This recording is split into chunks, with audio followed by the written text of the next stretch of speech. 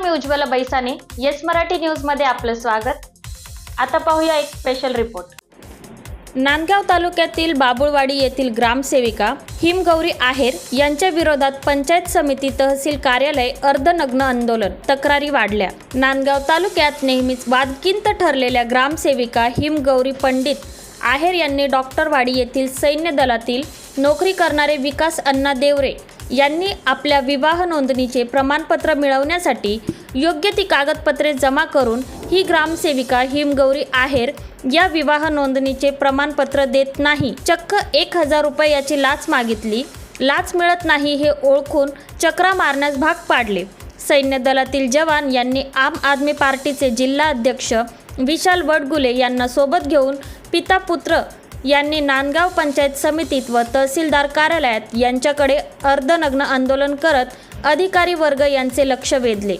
या अनोख्या आंदोलनाने तालुक्यात काय संदेश जाणार? एक सीमा रक्षणासाठी असलेला जवान यांना त्रास देतात तर सर्वसामान्य जनतेला किती त्रास होत असेल? अधिकारी वर्गाला इतका माजुरीपणा आला तरी कुठून, अशी खमंग चर्चा जोर धरू लागली आहे।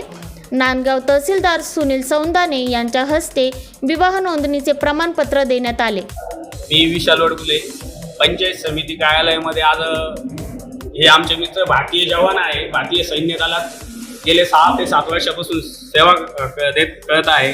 ह्या व्यक्तीला विवाह नोंदणीच्या सर्टिफिकेटसाठी ग्रामसेविका मॅडम हिमगौरी मॅडम यांनी त्यांच्या वडिलांकडे 25 दिवसापूर्वी सगळे डॉक्युमेंट जमा केल्यानंतर काही मागणी केली, ती न केल्यामुळे गेली 25 ते 30 दिवसापासून त्या व्यक्तीला फिरवताय आणि या जवानाला उद्या ड्युटी संपून जॉईंट व्हायचं आहे। तिथं त्याला शासकीय कामासाठी ते डॉक्युमेंट लागत आहे, तरी ते डॉक्युमेंट भेटत नाही। या नांदगाव पंचायत समितीचा एवढा भोंगा कारभार। आम्ही गट विकास अधिकाऱ्यांशी बोलायला गेलो तर ते म्हणतात कायदा आम्हाला शिकवू नका, जिनं पैसे मागितले ते आमच्यापाशी सांगू नका। ही कोणती पद्धत झाली? जर भारतीय जवानाला जर हे डॉक्युमेंटसाठी कागदासाठी फिरवत असेल तर सर्वसामान्य जनतेचं काय? एकीकडं येस मराठीसाठी विजय बडोदे, नांदगाव। अशा प्रकारच्या ताज्या घडामोडींसाठी येस मराठी न्यूज यूट्यूब चॅनलला लाईक करा, शेअर करा आणि सबस्क्राईब करा आणि बघत रहा येस मराठी न्यूज।